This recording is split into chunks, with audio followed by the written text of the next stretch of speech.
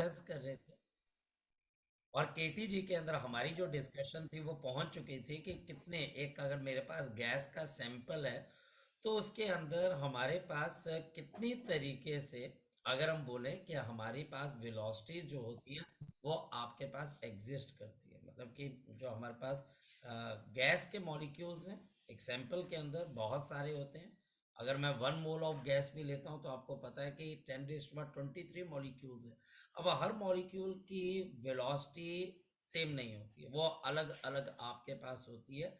ये टेम्परेचर पे डिपेंड करती है, ये हमारे पास मॉलिक्यूलर मास पे डिपेंड करती है और ये मास ऑफ मॉलिक्यूल पे भी डिपेंड करती है। तो हम इसको डिस्कस कर रहे थे, तो आज हम इसी टॉपिक को रिवीजन करते हुए आगे की तरफ को लेके जाते हैं। तो हमारे पास इसमें हम बोलते हैं distribution. we have the distribution of the speed in the sample of the gas, distribution of the speed in the sample of the gas। हमारे पास सैंपल ऑफ गैस के अंदर जो वेलोसिटीज हैं वो बड़े अलग ढंग से आपके पास डिस्ट्रीब्यूट होती है। बाकी ये जो हमारे पास वेलोसिटीज हैं इनकी डिस्ट्रीब्यूशन हमारे पास बिल्कुल अलग अलग ढंग से हमारे पास होती है। सपोज अगर मान लिया जाए कि मैं 10 तरह के आपके पास मॉलिक्यूल्स ले लूं, सपोज मैं 10 तरीके के मॉलिक्यूल ले लेता हूं, तो हमारे पास यहाँ पर 10 आपके पास मॉलिक्यूल है। पहले मॉलिक्यूल की स्पीड है 6, दूसरे की 5, तीसरे की हमारे पास 3, नेक्स्ट की 4, फिर हमारे पास 3, फिर हमारे पास 5, फिर हमारे पास यहाँ पे 3, 1 2 3 4 5 6, फिर हमारे पास स्पीड है 2, फिर हमारे पास है 3, 1 2 3 4 5 6 7 8 9, और फिर स्पीड है मेरे पास 1 मीटर पर सेकेंड। ये मेरे पास एक गैस का सैंपल है और इस गैस के सैंपल में रितेश 10 मॉलिक्यूल्स के पास इस तरह की स्पीड्स है। पहले के पास 6 है, दूसरे के पास 5 है, तीसरे के पास 3 है, 4 है, फिर 3 है, फिर 5 है, फिर 3 है, फिर 2 है और फिर 3, फिर हमारे पास 1। अब यहाँ पे टीचर सबसे पहली चीज जो हमसे हमारे पास पूछता है वो हमारे पास आपके पास आ जाती है मोस्ट प्रोबेबल स्पीड। हमारे पास मोस्ट प्रोबेबल स्पीड टीचर बोलता है इस डेटा को देख के आप बताओ कि सबसे मोस्ट प्रोबेबल स्पीड क्या होगी। मोस्ट प्रोबेबल स्पीड हमारे पास वो स्पीड होती है जिसके अंदर हमारे पास जो आपके मैक्सिमम नंबर ऑफ मॉलिक्यूल्स हैं वो हमारे पास उस स्पीड को क्या करके चलते हैं, लेके चलते हैं, उसको अक्वायर कर लेते हैं। जैसे कि अगर मैं यहां पर आपको बोलूं 6 5 3 4 3 3 3 2 3 आपके पास एक, तो यहां पर मैक्सिमम प्रोबेबल स्पीड कितने के बराबर है 3 metre per second. Why why not 5, why not 6, why not 2, why not 1? क्योंकि हमारे पास इस 10 के सैंपल में पहले तीसरे नंबर के मॉलिक्यूल के पास, या फिर हमारे पास 5वें नंबर मॉलिक्यूल के पास, या फिर 7वें, या फिर 9वें नंबर के मॉलिक्यूल के पास 3 की स्पीड है। तो ये मोस्ट प्रोबेबल स्पीड है। मोस्ट प्रोबेबल स्पीड का पता कैसे लगता है? एक डेटा आप लीजिए, उस पर्टिकुलर डेटा के अंदर आप ये देखिए कि हमारे पास वो स्पीड कौन सी है जो maximum number of molecule attain करना चाहते हैं या जो उन्होंने अक्वायर की हुई है। जैसे यहां पर स्पीड है हमारे पास 3, तो 3 की स्पीड आपको 4 मॉलिक्यूल्स के पास नजर आ रही है और बाकियों के पास हमारे पास कभी 6 है, कभी 5 है, कभी 4 है, कभी 5 है, कभी 2 और कभी हमारे पास 1। तो बड़ा आसान है, आपको कोई कैलकुलेशन नहीं करनी है। सिंपल आपको देखना है कि कौन सी ऐसी स्पीड है जो speed maximum number of molecules attain करना चाहते हैं या जो उन्होंने अक्वायर की हुई है। दूसरी चीज हमारे पास यहां पर आपके लिए आ जाती है एवरेज स्पीड। हमारे पास एवरेज स्पीड किस तरीके से हमारे पास आती है? एवरेज स्पीड ये तो बड़ा आसान है। तो 6 plus of 5 plus of 3 plus of 4 plus of 3 plus of 5 plus of 3 plus of 2 plus of 3 plus of 1, और क्योंकि 10 है तो डिवाइड बाई मेरे पास यहाँ पर 10। तो 6 5 आपके पास 11, और 11 और 3 हमारे पास 14 18 21, और ये हमारे पास 26 29 और हमारे पास 31 और ये 34 और ये हमारे पास आ गई एक 35। तो हमारे पास एवरेज स्पीड आ गई 3.5 मीटर पर सेकेंड। और अगर टीचर आपको बोले कि इस डेटा में से आपको क्या निकालना है, आपको इसमें से निकालनी है वेलोसिटी आरएमएस, वी आरएमएस या रूट मीन स्क्वायर, बताओ कैसे करो। अब ये थोड़ा मुश्किल प्रोसेस भी है। तो अंडर रूट ऑफ आपके पास क्या आ जाएगा, हमारे पास पहले का 36 स्क्वायर करके ऐड करना है, फिर मीन निकालना है, फिर रूट निकालना है, और फिर हमारे पास 25 plus of 9 plus of 16 plus of 9 plus of 25 plus of 9 plus of 4 plus of 9 plus of 8 divided by, मेरे पास यहाँ पर आपके पास क्या आएगा अंडर रूट ऑफ 10। अब ऐसा इसको ऐड भी करना है, तो 36 और 25, तो मेरे पास 36 और 25 तो 11 और 5, तो हमारे पास आ गया 61। 61 और 6 और 9, ये तो हमारे पास 25 होता है, चलो जी 25 और कर दिया हमने ऐड, तो हमारे पास आ गया 6 और 86, फिर 86 और 25, तो ये हमारे पास फिर 11 फिर 1 और 111, है ना। 111 तो 9 आपके पास 4 कितना होता है 13, और 13 और 10 कितना होता है 23, तो डिवाइड और सॉरी ऐड कर देते हैं 23, तो 4 और यहाँ पर 3 और 1, तो हमारे पास this will be under root of 134/10। तो हमारे पास अंडर रूट ऑफ 13.4 अप्रोक्सीमेटली कितना चले। अब देखो ना अप्रोक्सीमेटली कितना चल सकते हो आप, क्योंकि हमारे पास 9 का रूट होता है आपके पास करीबन 3, और हमारे पास यहाँ पर 16 का रूट आपके पास होता है 4, इसके बीच में तो कोई नंबर नहीं है, तो ये हमारे पास करीबन 16 के आसपास लाई कर रहा है, तो करीबन बच्चा हमारे पास अंडर रूट ऑफ 3 है, तो ये हमारे पास अंडर रूट ऑफ 13.4, तो ये 3 पॉइंट समथिंग पे चली जाएगी, तो अप्रोक्सीमेट एक अप्रोक्सीमेशन हम लगा देते हैं, सो this is 3.6 metre per second, तो ये हमारे पास यहाँ पर स्पीड आ जाती है। तो ये हमारे पास यहाँ पर आपके पास क्या आ जाती है स्पीड आपके, ये बात बच्चे हमको यहाँ पर भी नजर आ रही है कि हमारे पास RMS speed is greater than average speed and it is greater than most probable. मैंने नाम क्या दिया था याद रखने के लिए आपको, आर ए एम, यानी कि जो मेरे पास आर एम एस स्पीड है इट इज ग्रेटर देन आपके पास एवरेज स्पीड है, and this is greater then जो आपके पास मीन स्पीड है, sorry most probable not mean, मुंह से गलती से एम से मीन निकल जाता है, लेकिन मोस्ट प्रोबेबल है। तो आरएमएस स्पीड 3.6 हो सकता है 3.7 निकल है, ठीक है, तो इसमें तो कोई ऐसे वरी वाली बात ही नहीं है, और एवरेज स्पीड 3.5 और मोस्ट प्रोबेबल 3 है, तो आपको एक डाटा भी समझ में आता है। ये क्वेश्चन आने के टीचर जो आपको क्वेश्चन देगा इसके आने के चांसेस है।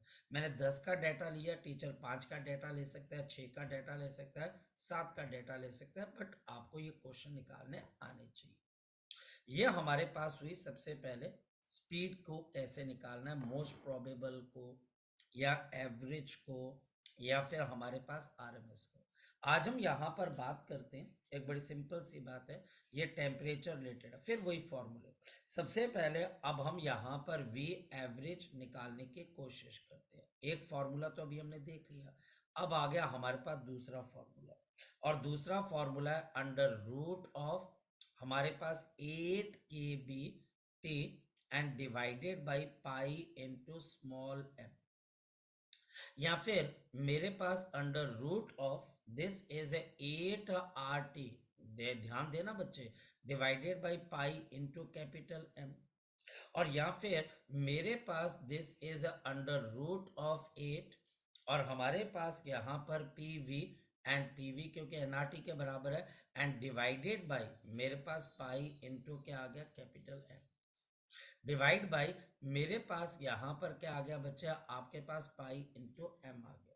ये हमारे पास एवरेज की वैल्यू आपके पास आ जाती है। फोकस करते हैं यहाँ पर स्मॉल एम के mass of one molecule, this is the mass of one molecule, this is the mass of one molecule, यहाँ पर के भी है, और ये कैपिटल एम के this is the molecular mass. ये अगर तुम्हें फर्क समझ में आ जाएगा तो आपके सारे क्वेश्चन हो जाएंगे। या तो टीचर मास ऑफ मॉलिक्यूल पे चलेगा या फिर हमारे पास मॉलिक्यूलर मास में, और एवरेज स्पीड अब टेम्परेचर पे और मॉलिक्यूलर मास के ऊपर डिपेंडेंट है।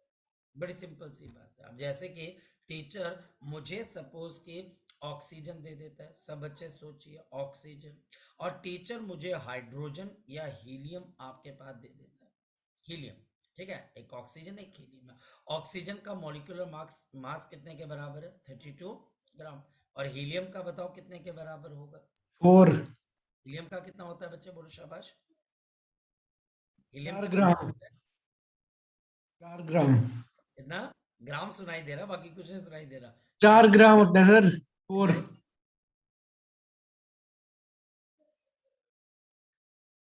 फिर फोर से बोल। ग्राम कितना अक्षत? हाँ कितना बेटा? 4 ग्राम। 4 ग्राम। अब हमारे पास ये आ गया 4 ग्राम। अब टीचर हमको यहाँ पर क्वेश्चन पूछेगा, और क्वेश्चन क्या है उसको हम हैंडल करते हैं। टीचर अगर मुझे बोलता है कि मेरे पास सेम टेम्परेचर पे हीलियम और ऑक्सीजन है, तो हमारे पास सेम टेम्परेचर पे अगर हीलियम और ऑक्सीजन है तो किसकी एवरेज स्पीड ज्यादा होगी? तो हम यहाँ पर बोलते हैं कि हमारे पास यहाँ पर हीलियम जिसका मॉलिक्यूलर मास बच्चे कम है, तो हमारे पास उसकी एवरेज स्पीड ज्यादा होगी, वो ज्यादा तेजी से भागेगा। और इसी वजह से आपने देखा होगा कई शोज में भी ऐसा किया जाता है, हीलियम से भरे वो गुब्बारे की हवा को इनहेल करके और बोलने की कोशिश की जाती है और आवाज बच्चों जैसी हो जाती है। रीजन क्या है? क्योंकि जब आप हीलियम को इनहेल कर देते हो, उसका मॉलिक्यूलर मास कम है, तो वहां पर हम जो बात करेंगे उनके मॉलिक्यूल्स की स्पीड ज्यादा हो जाएगी, और जब भी हम बात करेंगे तो उसके फास्ट मोशन की वजह से हमारे आवाज की जो पिच है वो हमारे पास चेंज हो जाती है। सिर्फ इतनी सी बात है मजेदार चीज। तो हमारे पास ये चीज हमको यहाँ पर समझ में आनी चाहिए, टेम्परेचर। अब नेक्स्ट पॉइंट है हमारे पास, विच इज दी VRMS। जानते हो, पहचानते हो और काम भी करना आता है। अब इसका फॉर्मूला सबसे ज्यादा पूछे जाने वाला है। तो 3 kBT अपॉन स्मॉल एम, या फिर हमारे पास under root of 3RT upon capital M, या फिर मेरे पास under root of 3PV upon हमारे पास क्या आ जाएगा, कैपिटल एम। हालांकि इसमें एक फॉर्मूला और भी है, मास अपॉन वॉल्यूम करने से क्या आ जाती है, डेंसिटी। Remember that. तो एक फॉर्मूला यहां पर भी बन सकता है, नीचे भी बन सकता है। जैसे यहां पर हमारे पास एक फॉर्मूला क्या बन सकता है, 3P/रो। सो 3P/रो, 3 अंडर रूट ऑफ 3P/रो, अंडर रूट ऑफ 3P/रो। यहां पर भी एक फॉर्मूला बन सकता है, अंडर रूट ऑफ 8P/रो, और नीचे हमारे पास पाई। तो हमारे पास एक और फॉर्मूला बन सकता है 8, और यहां पर P एंड पाई अपॉन आपके पास रो। अगेन, मॉलिक्यूलर मास और टेम्परेचर का यहां पर बहुत इंपॉर्टेंट रिलेशन है। आर गैस कांस्टेंट है, केबी भी कांस्टेंट है। मेरे पास नेक्स्ट आपके पास क्या आ जाते हैं, वेलोसिटी मोस्ट प्रोबेबल। फॉर्मूले याद होने चाहिए। इसका फॉर्मूला मेरे पास क्या आ जाएगा, under root of 2 kBT upon small M, या फिर अंडर रूट ऑफ मेरे पास कितना आ जाएगा, 2RT अपॉन कैपिटल एम, या फिर under root of 2PV upon capital M, या फिर under root of 2P upon density. ये हमारे पास यहाँ पर इसके सारे फॉर्मूले। और हमारे पास इस वजह से बच्चे याद रखना कि इनकी एक रेशो भी बन सकती है। अगर हम देखें तो कुछ चीजें तो कॉमन है ना। देखो आप RT/M, RT/M से फर्क किसका है? हमारे पास यहाँ पर अगर मैं रेशो निकालने जाऊं तो रेशो किसके बराबर है, 8 आपके पास पाई, रेशो मेरे पास under root of 3, and ratio आपके पास अंडर रूट ऑफ आपके पास कितने के बराबर है, 2। यही तो है रेशो। या हमारे पास तीनों की रेशो है। अगर रेशो किसी ने याद कर ली तो बड़ा मजेदार काम हो जाएगा। अब मेरे पास इसको अगर मैं सॉल्व करता हूं तो मेरे पास यहां पर इसकी वैल्यू आ जाएगी आपके पास यहां पर 1.60, एंड रेशो 1.7 के आसपास है बच्चे हमारे पास, एंड रेशो 1.41, तो ये 1.73। यहां से भी साफ पता लग रहा है कि VRMS इज ग्रेटर, तो ये V हमारे पास एवरेज रेशो VRMS रेशो, आपके पास V कौन सी आ जाएगी, हमारे पास यहाँ पर मोस्ट प्रोबेबल। ये मुझे यहाँ पर चीजें बिल्कुल अच्छे से क्लैरिटी से पता होनी चाहिए। चलो चलते हैं आगे की तरफ। तो ये हमारे पास कुछ एक फॉर्मूले जो कि याद होने चाहिए। अब हम चलते हैं आगे और जरा क्वेश्चन लगाने की कोशिश करते हैं, अपने आप को चैलेंज करने की कोशिश करते हैं।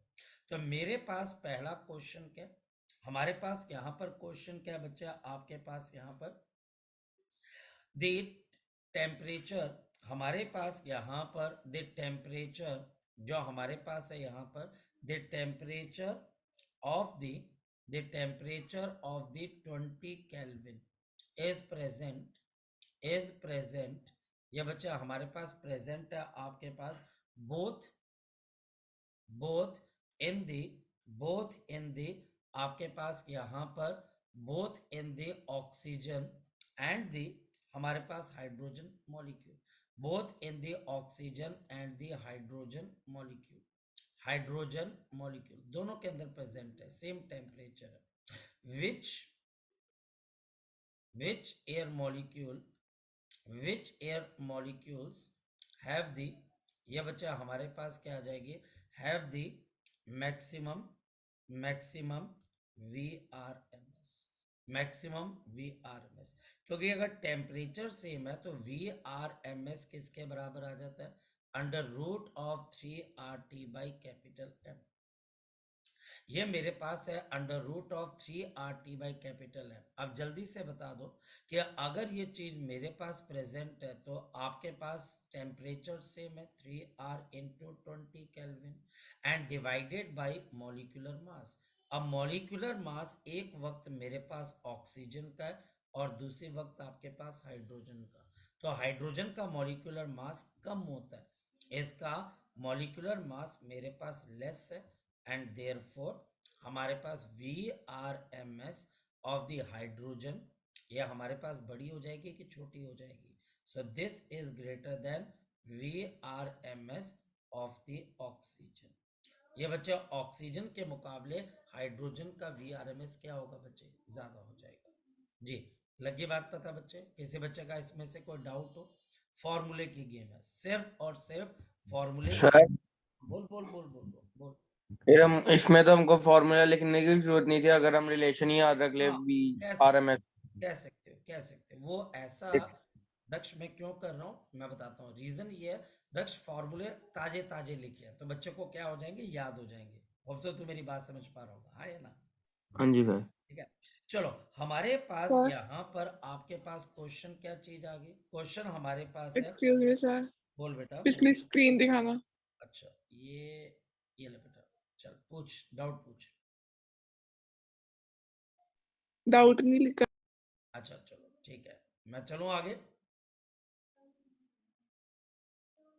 Yes sir. चलो अब बच्चा हमारे पास यहाँ पर नेक्स्ट क्वेश्चन क्या है, हमारे पास क्वेश्चन है, ये आपके पास बड़ी सिंपल सी बात है, the RMS speed of the hydrogen, the RMS speed of the hydrogen of the hydrogen hydrogen at STP। अब STP क्या होता है, standard temperature and pressure, is U metre per second, ये हमारे पास U मीटर पर सेकेंड है। If the gas is a heated, अगर gas को हम हीट कर रहे हैं बच्चे, दिस इज ए हीटेड आपके पास एट कांस्टेंट प्रेशर, ये बच्चे हम कांस्टेंट प्रेशर पे, जिस बच्चे को समझ में आएगा उसको समझ में आएगा, हम चार्ल्स लॉ की तो नहीं बात कर रहे कहीं पर, till the volume becomes three fold, till the volume becomes threefold, till the volume becomes हमारे पास क्या हो जाती है, it becomes threefold, या आपका 3 गुना वॉल्यूम बढ़ जाता है बच्चे। आपके पास what is the final temperature, what is the final temperature, हमारे पास यहाँ पर आपका फाइनल टेम्परेचर क्या होगा, एंड द RMS वेलोसिटी, मजेदार काम आ गया, एंड द RMS वेलोसिटी, और आपके पास आरएमएस वेलोसिटी क्या होगी, जरा चेक कर लेते हैं सॉल्यूशन। बड़ी सिंपल सी बात है बच्चा हमारे पास, अगर आप समझे तो एसटीपी का मतलब स्टैंडर्ड टेम्परेचर प्रेशर। प्रेशर तो वैसे भी हमारे किसी काम का नहीं। हमारे पास यहाँ पर इसकी वेलोसिटी किसके बराबर है, you metre per second. Gas को हीट किया गया at constant pressure till the volume becomes 3 fold, यानी कि 3 गुना वॉल्यूम आपके पास बढ़ जाता है। वॉल्यूम 3 गुना बढ़ने का मतलब हमारे पास क्या आ गया कि we can write down V1 upon T1 is equal to V2 upon T2। अब आपको ये बात समझ में आनी चाहिए कि हम कहना क्या चाह रहे हैं। हम ये कहना चाह रहे हैं कि कांस्टेंट प्रेशर पे आप गैस को हीट अप कर रहे हो ताकि उसका वॉल्यूम 3 गुना हो जाए। हमारे पास इस वजह से ये V1 है, पहला स्टैंडर्ड टेम्परेचर एंड प्रेशर है तो 273, and volume is 3V1 upon आपके पास T2, तो V1 से V1 कैंसिल, तो final temperature is 3 multiplied by 273। तो हमारे पास 273 इंटू 3 तो 9 21 और 2 और 8 819, तो ऐसा 819 केल्विन पे आपके पास हो रहा है। चलो आगे चलते हैं। हमारे पास यहाँ पर क्योंकि मुझे VRMS को देखना which is proportional to the temperature T, पहली कंडीशन। जब इसकी स्पीड u थी तो गैस STP पे थी तो टेम्परेचर क्या लोगे 273। सेकंड, मुझे अब वेलोसिटी नहीं पता है लेकिन अभी टेम्परेचर कितना हो चुका है 819 VRMS, ये मुझे V निकालना है। इन दोनों को आपस में क्या कर देते हैं डिवाइड, तो मेरे पास u by V is equal to under root of 273 अपॉन 819 कैंसिल होके 3, और मेरे पास v is equal to under root of 3 times of u metre per second. ये हमारे पास यहाँ पर ऐसी चीज आ गई। स्टैंडर्ड अब टेम्परेचर 298 केल्विन नहीं होता? क्या बेटा, स्टैंडर्ड टेम्परेचर 298 केल्विन नहीं होगा? किस चीज के लिए बेटा, जो एसटीपी पे टेम्परेचर होता है वो 298 नहीं होता? बेटा दो चीजें ना, आप एनटीपी की बात कर रहे हो कि एसटीपी की बात कर रहे हो, एसटीपी। ठीक है? तो आप एक बार चेक कर लीजिएगा। आई थिंक सो आप अपनी केमिस्ट्री की नॉलेज से बोल रहे हैं, कोई बात नहीं, हो सकता है कि आपको कुछ कंफ्यूजन हो रही हो। आप एक बारी मेरे कहने पे एनटीपी और एसटीपी पढ़ लेना। साथ में एक बात और डिस्कस करता हूँ आपके साथ। जो बच्चे कॉम्पिटिटिव एग्जाम की तैयारी कर रहे हैं वो इस बात को देखिए कि अगर मैं इसको 3 फोल्ड की जगह 4 फोल्ड करूं सेम कंडीशन पे तो आंसर में यहाँ पर क्या आता है। और अगर उनको समझ में आती है कि टीचर क्या इसमें अगर कल को कोई क्वेश्चन पूछे तो मुझे कोई कैलकुलेशन करने की जरूरत ना पड़े। मैं कहना क्या चाह रहा हूं कि अगर यहां पर सेम क्वेश्चन होता और 3 फोल्ड की जगह मेरे पास टीचर बोलता n फोल्ड, n यहां पर 3 है, तो हमारे पास यहां पर आपके पास क्या चीज आ जाती बताओ शाबाश, यहां पर 3 की जगह मेरे पास क्या आ जाता n। ये हमारे पास अगर n आ जाएगा तो आपकी वेलोसिटी भी क्या हो जाएगी under root of n times of the initial velocity. So this is the combination of the Charles law. ये चार्ल्स लॉ और बच्चा हमारे पास VRMS की कॉम्बिनेशन है, बड़ी मजेदार कॉम्बिनेशन है। मैं आपको इसका शॉर्टकट बताता हूँ। इसका मतलब है कि अगर मेरे पास, अब शॉर्टकट सीखो, अगर हमारे पास प्रेशर कांस्टेंट है और आपका volume final n times of volume initial है, तो हमारी पास जो VRMS होगी या V एवरेज या V मोस्ट प्रोबेबल, कोई फर्क नहीं पड़ता है, सेम चीज रहेगी। ये VRMS जो आपकी फाइनल होगी this is under root of n times of the VRMS initial. Clear है? कल को आपको कोई कंफ्यूजन नहीं होनी चाहिए। ये अब मेरे पास शॉर्टकट आ गया किसके लिए, आपके नीट के लिए, बहुत इंपॉर्टेंट शॉर्टकट है। आगे चलते बच्चे, हमारे पास यहां पर अगर नेक्स्ट क्वेश्चन देखा जाए तो हमारे पास क्या चीज आ जाती है, क्वेश्चन हमारे पास क्या, calculate the temperature at which, calculate the temperature, calculate the temperature at विच, जिसके ऊपर calculate the temperature at which RMS, जो हमारी RMS स्पीड है बच्चे आपके पास, RMS speed is RMS speed is half of the value at 0 degree Celsius. ये pressure remaining constant, और हमारे पास यहाँ पर जो प्रेशर है ये हमारे पास क्या रहेगा, constant. The pressure remaining constant, हमारे पास यहाँ पर इस गैस का प्रेशर क्या रहेगा, कांस्टेंट रहेगा। क्लियर? क्वेश्चन समझ में आना चाहिए। तो यहाँ पर बच्चे हम टेम्परेचर निकालना चाहते हैं जहां पर VRMS is half of the initial value. कुछ नहीं, बहुत आसान सॉल्यूशन। देखो जरा, हमारे पास इस क्वेश्चन का सॉल्यूशन बहुत आसान है। हमारे पास VRMS एट 0 डिग्री सेल्सियस, ये हमारे पास किसके प्रोपोर्शनल होगी, under root of 0 plus of 273। मेरी बात को आप समझ पा रहे हैं? और मेरे पास VRMS at unknown temperature T degree Celsius is proportional to T plus of 273। Given क्या है मेरे पास, बताओ।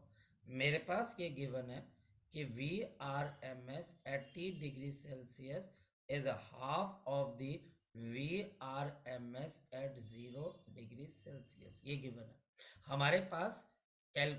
calculate the temperature at which the VRMS is a half of the value at 0 degree Celsius. Value को substitute कर देते हैं, तो मेरे पास यहां पर आपके लिए क्या आ गया, now this becomes under root of T plus of 273 is equal to half into under root of 273 squaring. तो T plus of 273 is equal to 1/4 of 273। इसको अगर हम सॉल्व करते हैं तो हमारे पास क्या चीज आएगी, हमारे पास 4T प्लस ऑफ, तो 273 और 4 तो 12 और 1, तो हमारे पास यहाँ पर 28 और 1 29 और 2, तो 8 और 2 क्या आ गया, 11। तो हमारे पास 1192 इज इक्वल टू 273। आंसर तो नेगेटिव में ही आना है, तो 4T is equal to 273 minus 1192। तो हमारे पास 1192 और 273 नेगेटिव में आना, कोई बात नहीं। तो हमारे पास यहाँ पर अब हम क्या कर सकते हैं, यहाँ पर आपके पास 12 और ये 9, ये 8, तो ये हमारे पास 1, और ये हमारे पास यहाँ पर आपके पास कितना आ जाएगा। जी इनेश, बोल इनेश, बच्चे बोल। सर आपने कैलकुलेशन मिस्टेक कर दिया, हो 10921 सकता हो सकता हुई हो। कहाँ पर बेटा, 1192 की जगह 10921 है। 1092। ठीक है, थैंक यू काके, thank you. There can be mistake also ना, we can also make mistake. सुबह से लेकर शाम तक को थोड़ा सा कैलकुलेशन खेलते रहते हैं ना।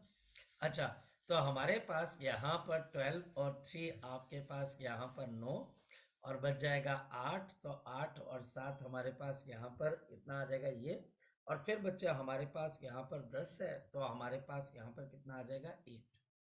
तो ये बच्चा हमारे पास 800 एंड हमारे पास करीबन 19 के आसपास और विद नेगेटिव साइन। तो मेरे पास यहाँ पर 4T इज इक्वल टू -1, ये नेगेटिव में आएगा, T is equal to -819 divided by 4, और ये आंसर अब आपके पास किस में आएगा, डिग्री सेल्सियस में। ये बच्चा हमारे पास किस में आ जाएगा, डिग्री सेल्सियस के अंदर बच्चा हमारे पास, तो 204 के आसपास। तो अप्रोक्सीमेटली अगर -2 0 और फिर बच्चा हमारे पास आ जाएगा 4 और 3 बच जाएगा पॉइंट आपके पास यहाँ पर 7, फिर 5 डिग्री सेल्सियस। इनेश थैंक यू भाई। इज्जत बच गई, मतलब मैंने बोला था यार आंसर मैच नहीं कर रहा, हो जाता है समटाइम, दिस हैपेंस है ना, फटाफट कैलकुलेशन।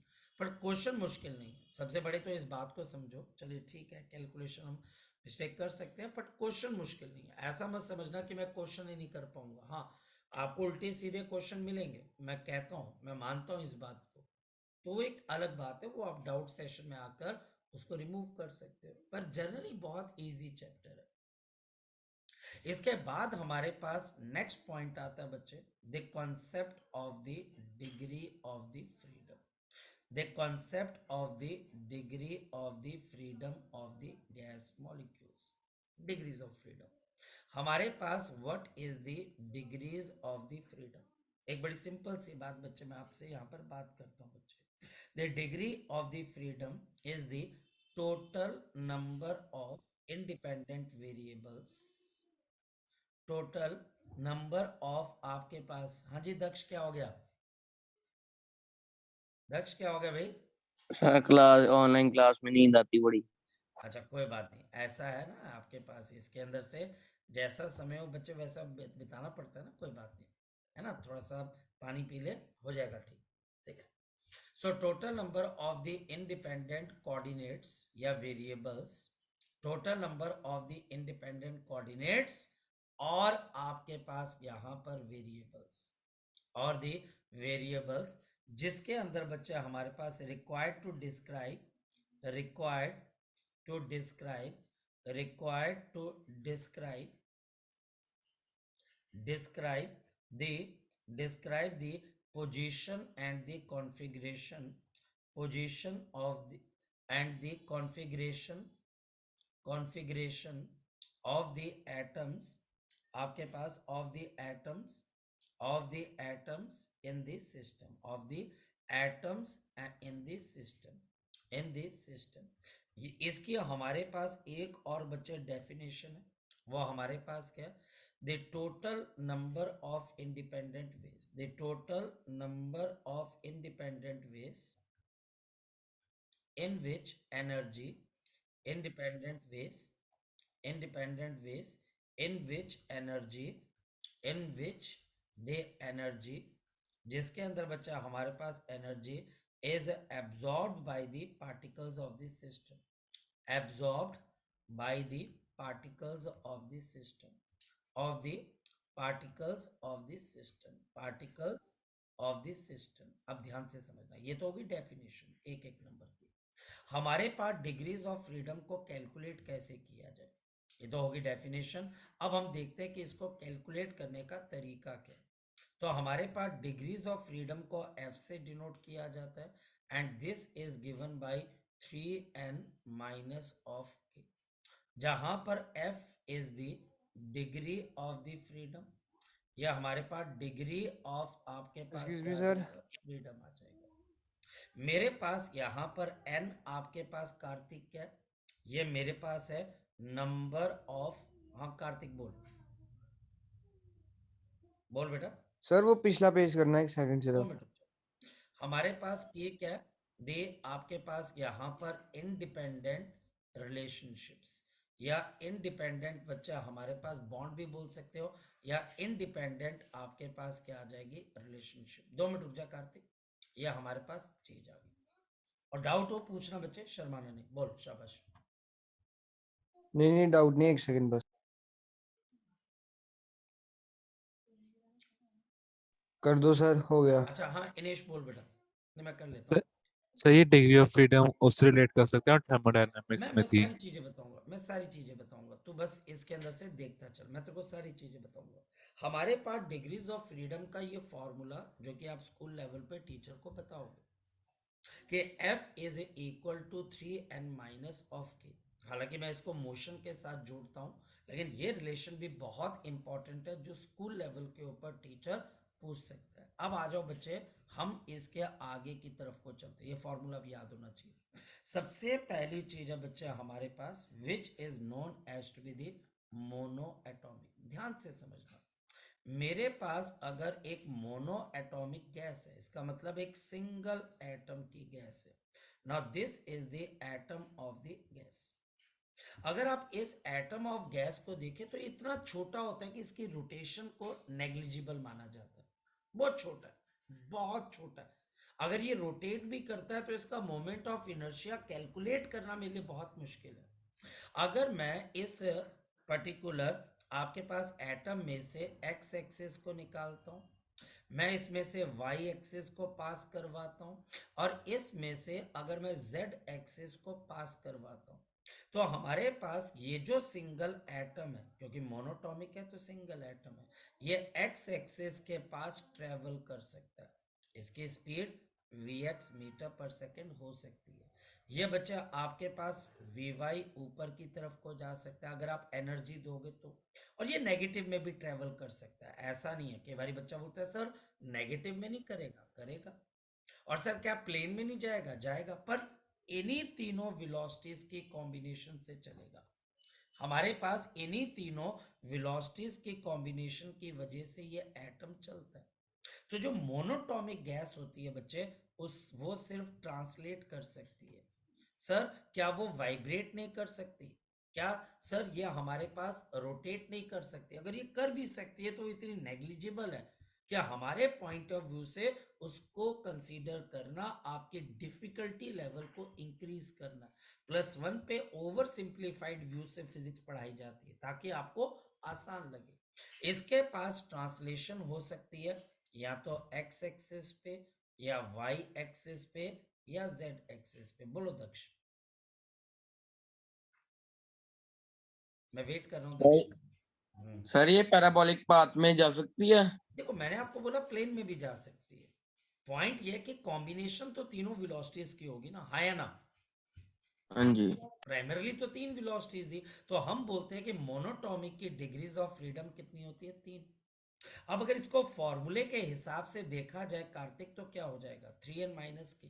यहां पर क्योंकि ये मेरे पास मोनोटॉमिक है तो n की वैल्यू किसके बराबर है? 1। और k 0 है क्योंकि एक सिंगल पार्टिकल दूसरे के साथ रिलेशन नहीं बना सकता, मोनोटॉमिक है। ये रिलेशन नहीं बना सकता, मोनोटॉमिक है, समझ रहे हो ना? तो k 0 है। और k क्यों 0 है बच्चे? क्योंकि इसका किसी के साथ कोई बॉन्ड नहीं बना। अगर देखा जाए तो ये हमारे पास n = 1 है। अब देखा जाए तो इसके हिसाब से डिग्री ऑफ फ्रीडम कितनी है? तो हमारे पास 3, आपके पास यहां पर आपके पास 1 माइनस ऑफ मेरे पास 0। देखो मैंने कौन सा फॉर्मूला लिखवाया था, जरा देखो।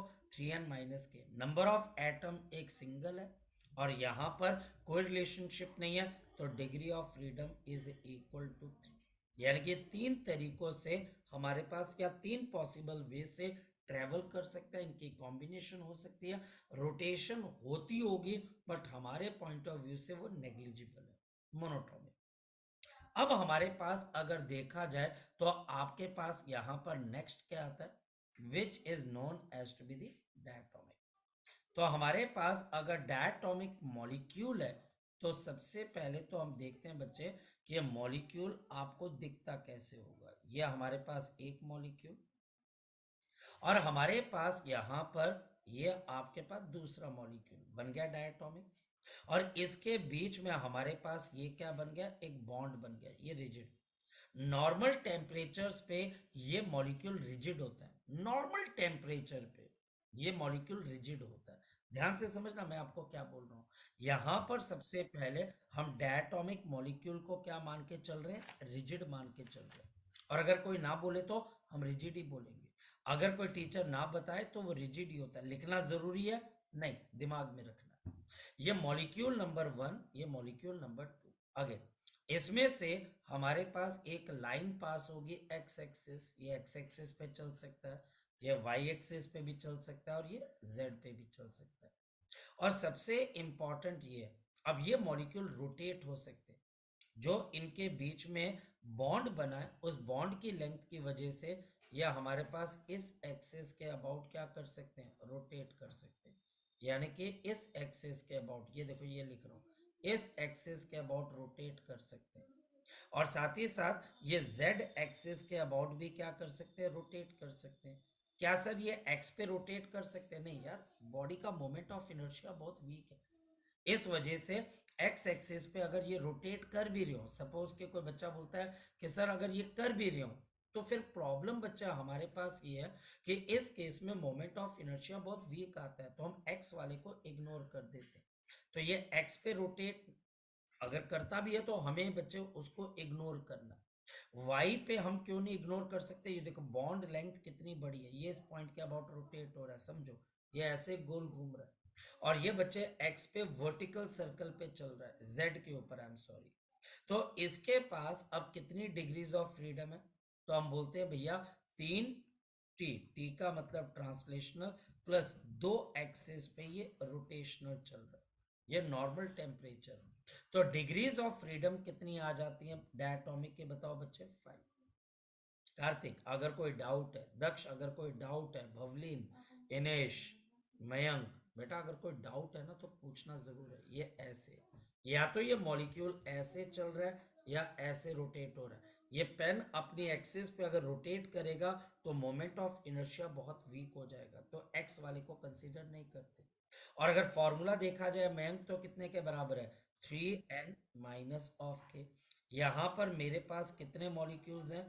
तो 2 मॉलिक्यूल्स है और इनके बीच में रिलेशनशिप कितना है? एक ही बॉन्ड है।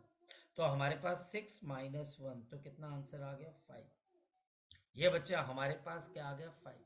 ये रिजिड है और ये डिग्रीज ऑफ फ्रीडम आपके पास किस पे आते हैं? Normal temperature. अब हम आते हैं इनेश के डाउट के ऊपर। इनेश अब होता क्या है कि जैसे जैसे आप टेम्परेचर को बढ़ाते जाओगे तो बॉन्ड की स्ट्रेंथ बढ़ती जाएगी कि कम होती जाएगी? बताओ शाबाश। बॉन्ड की स्ट्रेंथ बढ़ती जाएगी कि कम होती जाएगी? कम होती जाएगी ना। जो बॉन्ड है बच्चे उसको एनर्जी मिलेगी ना, वो बॉन्ड अब वो रिजिड नहीं रहेगा।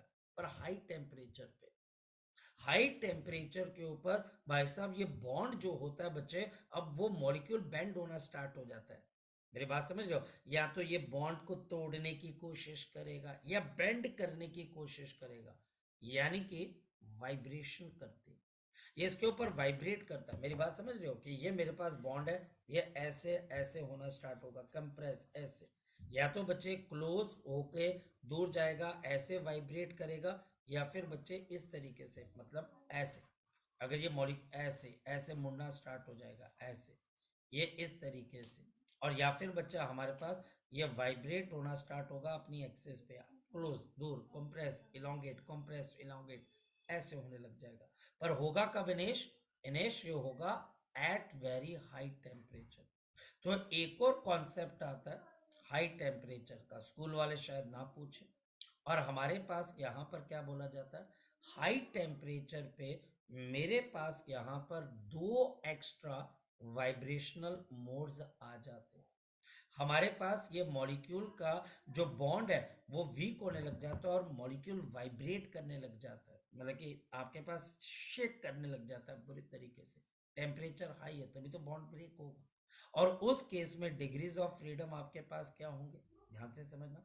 मेरे पास यहाँ पर 3, तो आपके पास ट्रांसलेशनल क्या, 2 रोटेशनल क्या, प्लस मेरे पास 2 यहाँ पर बच्चे मैं सिंबल लगा रहा हूं वाइब्रेशनल के। मेरे पास यहाँ पर 2 किसके आ जाएंगे? वाइब्रेशनल के। तो अब बता इनेश, यहाँ पे डिग्रीज ऑफ फ्रीडम कितनी आ जाएंगी? 7। लेकिन मैं फिर एक वार्निंग दे रहा हूँ, प्लीज इनेश इसको नॉर्मल टेम्परेचर पे मत करना, देख लेना एक बार क्वेश्चन मेरे कहने पे, कि सर ने बोला था कि एक बार क्वेश्चन देख लेना, हाई टेम्परेचर तो नहीं। अगर हाई टेम्परेचर है तो डिग्री ऑफ फ्रीडम हमारे पास 7 है, लेकिन अगर मेरे पास हाई टेम्परेचर नहीं है फिर डिग्री ऑफ फ्रीडम 5 है। तो इसको देख लेना थोड़ा सा, तो हमारे पास वाइब्रेट करने लग जाता है। अब बात आती है हमारे पास नेक्स्ट पॉइंट की, ठीक है नेश? हाई टेम्परेचर का पता सर यस सर। बोल, हाँ बोलो बोलो बबली, बोल बोल बोल। पिछले क्वेश्चन में ये जो सा आपने अभी हाई टेम्परेचर वाला कराया, इसमें गामा क्या लिया है?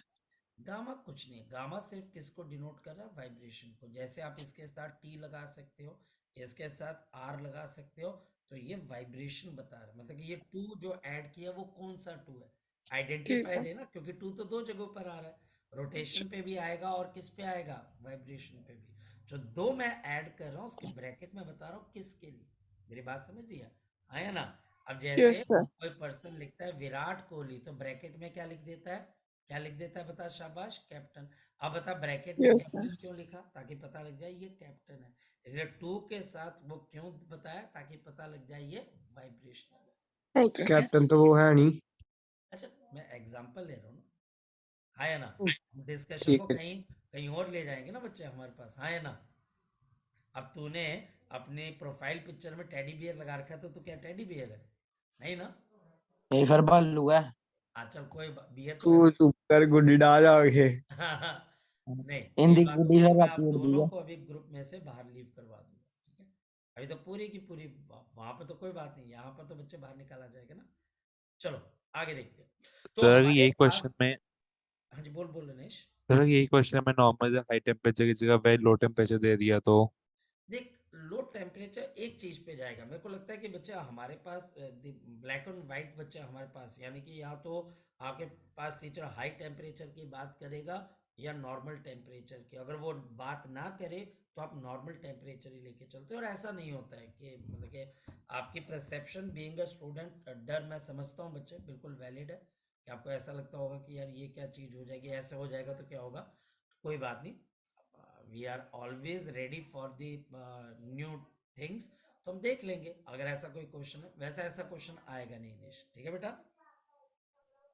Okay sir. हाँ जी आरुषि बोलो बच्चे। सर आपने ये हाई टेम्परेचर में वाइब्रेशनल का ट्रू वैल्यू के लिए हम कुछ और भी तो ले सकते थे। क्योंकि हमारे पास मुझे दो चीजें समझ में आती हैं जो साइंटिस्ट लोगों ने बात बोली। उन्होंने बोला कि हमारे पास मॉलिक्यूल या तो बॉन्ड से दूर जाने की कोशिश करेगा, राइट, आया ना। Yes sir. और मैं अगर तुझे तार दे दूं बच्चे तोड़ने के लिए तो तू क्या करेगी? तो या तो ऐसे करेगी या फिर ऐसे ऐसे करेगी ना, उसको मोड़ेगी, बेंड करेगी। असर किसके ऊपर आएगा? असर किसके ऊपर आएगा? अगर मैं, कि आपने केमिस्ट्री पढ़ी होगी बच्चे, तो मुझे बताओ, अगर कोई एक मॉलिक्यूल है, मैं उसको एनर्जी देता हूं तो वो मॉलिक्यूल क्या करेगा? बॉन्ड को तोड़ेगा या नहीं ब्रॉन तोड़ेगा? तोड़ने की कोशिश करे। कोशिश करेगा। और अब वो बच्चे टूट, वो भी बच्चे बॉन्ड भी बोलेगा कि मैं नहीं टूटूंगा, वो बच्चे उसको वापस लेके आने की कोशिश करेगा, राइट, है या यस ना, सर। है ना। अब बच्चे हमारे पास इस बात को समझ, ये मेरे दोनों हाथ एटम्स है, मैंने इनको एनर्जी देनी है तो ये ऐसे करने लग जाएगा। ये एक वाइब्रेशनल मोड है। ये हमारे पास क्या है? एक वाइब्रेशनल मोड आ गया, यस और नो। Yes sir. और बच्चा हमारे पास, मैं डायटोमिक की बात कर रहा हूँ, और या फिर बच्चा हमारे पास ये ऐसे बेंड करने लग जाएगा, ऐसे दूर जाने की कोशिश करेगा ना, वो तोड़ने की कोशिश करेगा। तो मॉलिक्यूल ऐसे और ऐसे, समझ पा रही है ना, ऐसे और यस सर। ऐसे उसको बेंड करने की कोशिश करेगा। तो यहाँ पर दो तरीके से मॉलिक्यूल वाइब्रेट करता है, ये वेल डिफाइंड है, इस वजह से ये ऐसा हो जाता है, ठीक है बेटा। Yes sir. फिर मेरे पास यहां पर आपके लिए क्या चीज आ जाती है, विच इज द ट्रायटोमिक। ट्रायटोमिक के अंदर सबसे पहला केस मेरे लिए आ जाता है लीनियर। हमारे पास लीनियर मॉलिक्यूल है विच इज सिंपली CO2 या फिर CH2 या फिर HCl, ये बच्चा हमारे पास है। इसके अंदर तीन मॉलिक्यूल्स ऐसे अरेंज हो जाते हैं। अब चीजें मेरे लिए मुश्किल हो रही हैं क्योंकि पहले तो बच्चे मुझे सब कुछ समझ में आ रहा था, अब धीरे धीरे मुझे यहाँ पर मुश्किलों का सामना करना पड़ेगा। और मुझे टीचर बोलता है कि अब बताओ विदाउट ड्राइंग द डायग्राम, क्योंकि डायग्राम बनाएंगे तो ये बच्चे हमारे लिए थोड़ा सा मुश्किल हो जाएगा एक एक चीज को आइडेंटिफाई करना। डिग्री ऑफ फ्रीडम कितनी है? तो यहां पर इसकी डिग्री ऑफ फ्रीडम कितनी है? 3n-of k। तीन मॉलिक्यूल है तो 3 × 3, और इन तीनों मॉलिक्यूल्स में कितना रिलेशनशिप है? 2। तो हमारे पास कितने डिग्री ऑफ फ्रीडम आ गई? 9 - 2 = 7। अब बच्चा यहाँ पर बोलता है सर कितने रोटेशन, कितने ट्रांसलेशन। देखो, तीन ट्रांसलेशन तो होंगे ही होंगे, तीन ट्रांसलेशन तो होंगे ही होंगे। तो बच गए बच्चा हमारे पास चार। तो चार तरीके से ये मॉलिक्यूल आपके पास रोटेट कर सकता है। अगर टेम्परेचर ज्यादा दोगे तो ये वाइब्रेट भी करेगा। तो वो चीजें अब धीरे धीरे मुश्किल होती जाएंगी। तो हमारे पास यहाँ पर ये चीज लीनियर है। अगर ये मेरे पास नॉन लीनियर मॉलिक्यूल आ जाए, जैसे H2O, जैसे H2O एक नॉन लीनियर मॉलिक्यूल है, ये देखो, ये मेरे पास एक नॉन लीनियर मॉलिक्यूल आ जाए। नॉन लीनियर मॉलिक्यूल मतलब जैसे H2O, जैसे SO2, हमारे पास इसमें एक मॉलिक्यूल यहां पर, एक यहां पर, एक यहां पर, ये मेरे पास तीन मॉलिक्यूल्स हैं इस तरीके से। अब टीचर बोलता है इसकी डिग्री ऑफ फ्रीडम निकालो, तो F is equal to 3n-of k। जल्दी बताओ बच्चा हमारे पास क्या चीज आ जाएगी यहाँ पर? सो मेरे पास यहाँ पर this will B 3 × 3 minus relationship कितना है? 1, 2 और 3। तो यहाँ पर मेरे पास 3, तो 9 में से 3 निकल गए, तो आपके पास कितना आ गया? 6। नॉन लीनियर के लिए 6 है और लीनियर के लिए आपके पास 7 है। क्या टीचर इसके बारे में बताएगा? बिल्कुल, ये बताएगा बच्चे। आप इसके लिए टेंशन मत लीजिए। कोई भी चीज कहाँ तक पूछी जा सकती है उसके बारे में हमको पता होना चाहिए कि टीचर यहीं तक पूछेगा आपको कि लीनियर का कौन सा केस होगा और नॉन लीनियर का केस कौन सा होगा। आगे चलते हैं। Next is the law of the equipartition of the energy. The law of the equipartition of the energy. The law of the equipartition of the energy. Law of the equipartition of the energy. ये law बच्चे हमारे पास क्या कहता है बच्चे?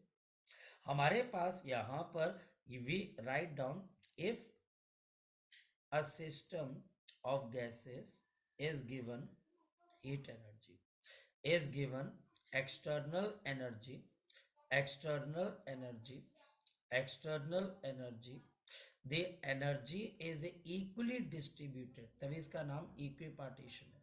the energy is equally distributed, equally distributed, this is equally distributed to each degree of freedom, to each degree of the freedom, each degree of the freedom with each degree of freedom getting, with each degree of the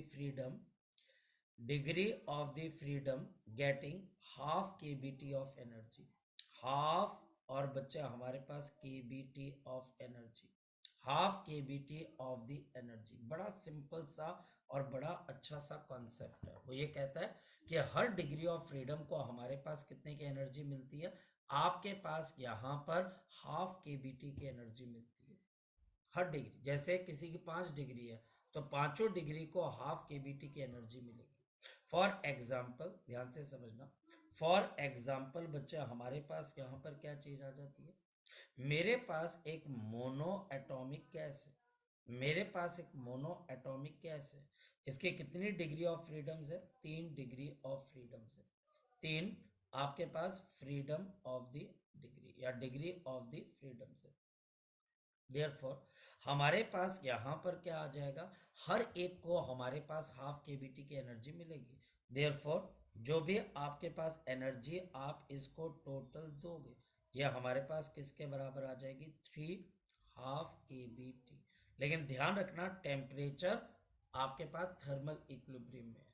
तो ये बच्चा हमारे पास जो energy आपको मिलती है यह हमारे पास कितने के बराबर मिल जाती है? 3 हाफ kbt। और ये एनर्जी हमको जो मिल रही है ये पर मॉलिक्यूल मिल रही है, यानी कि एक मॉलिक्यूल को आपके पास 3 हाफ kbt की एनर्जी मिल रही है। एक मॉलिक्यूल को 3 इंटू हाफ kbt की एनर्जी मिल रही है। तो कोई बहुत मुश्किल चीज नहीं है हमारे पास। और हमारे पास यहाँ पर अगर हम इस चीज को आगे लेके चलें और इसको फर्दर समझने की कोशिश करें तो हमारे पास बड़ा सिंपल सा कॉन्सेप्ट अब आपके पास आता है दोबारा से इंटरनल एनर्जी का।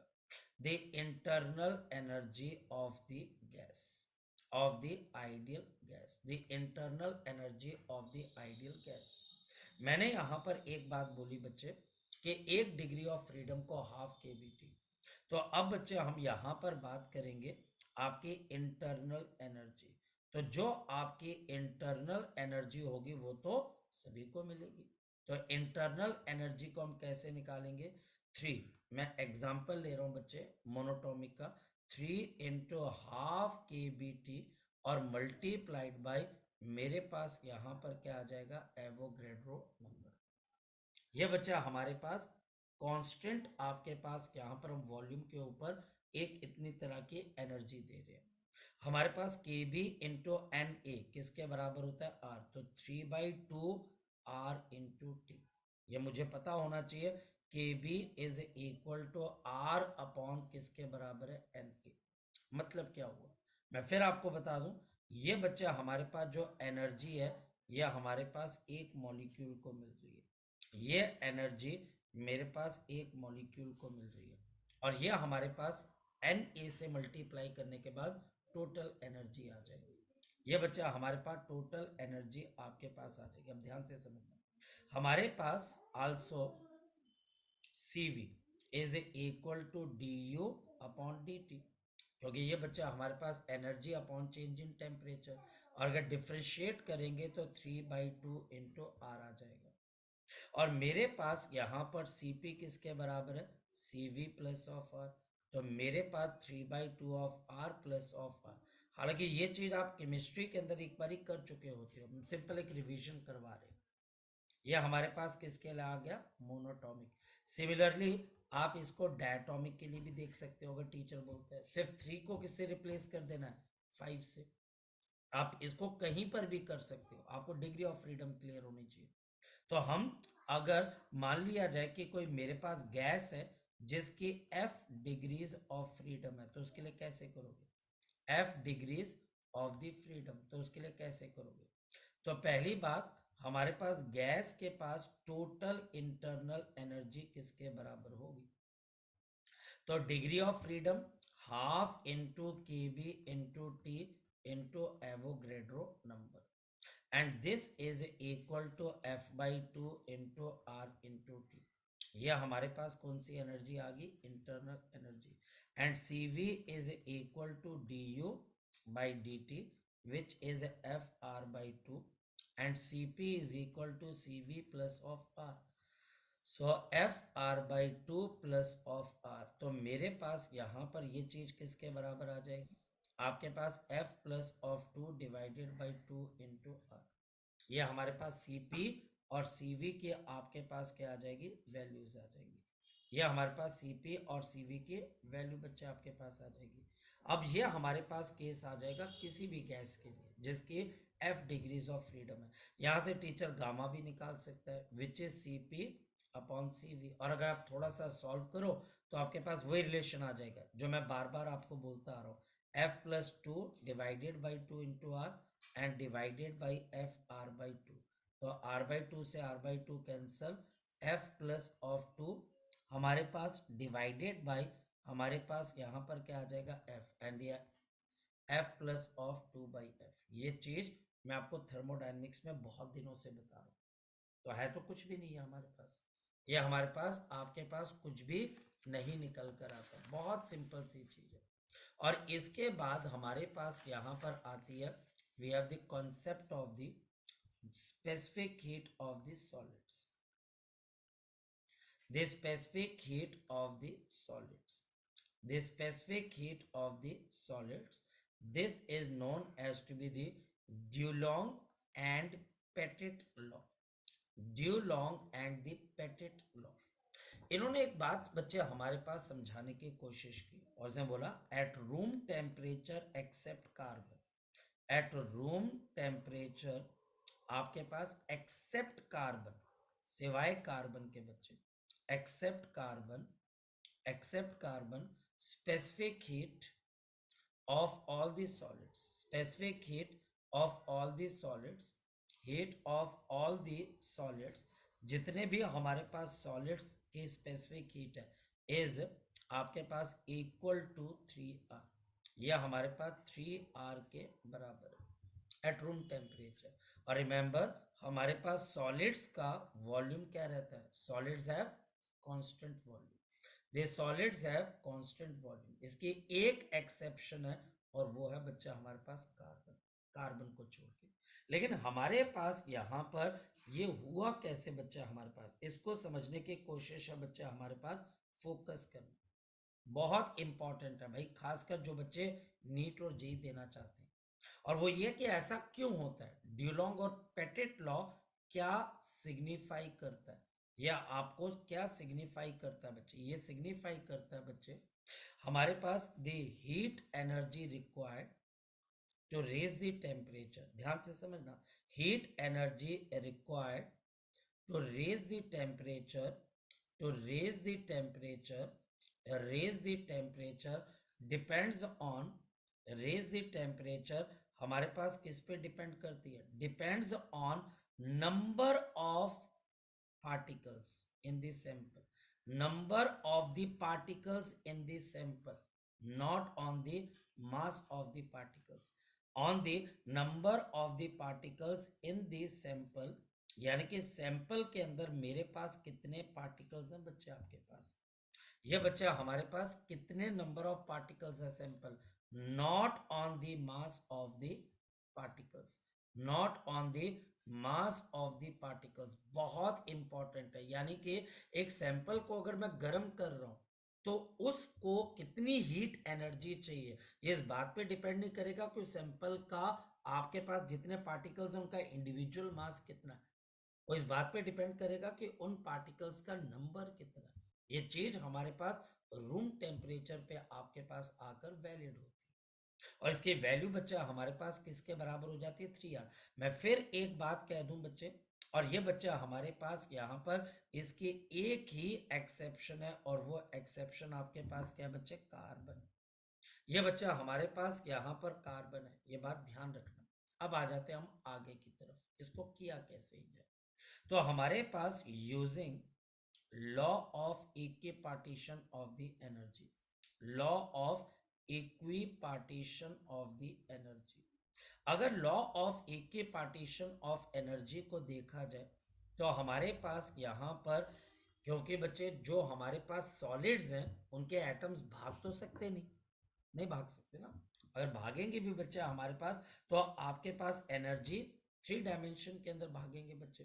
तो हमारे पास यहाँ पर जो एनर्जी है बच्चे आपके पास अगर देखा जाए तो आपके लिए यहाँ पर कितना आएगा, 3 into half KB into T multiplied by Avogadro number. और हमारे पास यहाँ पर अगर देखा जाए क्या आपके पास मॉलिक्यूल्स, थोड़ा बहुत तो बच्चे हमारे पास पोटेंशियल एनर्जी एग्जिस्ट करेगी, और ये 3D में 3 क्यों मल्टीप्लाई कर रहे हैं, 3D के अंदर है, तो हमारे पास 3 into half KB into T multiplied by N, जहां पर ये काइनेटिक एनर्जी को बता रही है और ये पोटेंशियल एनर्जी को होती है बच्चे 3D के अंदर, क्योंकि सॉलिड कंप्रेस भी होता है, सॉलिड लगातार अपनी शेप को चेंज करता रहता है।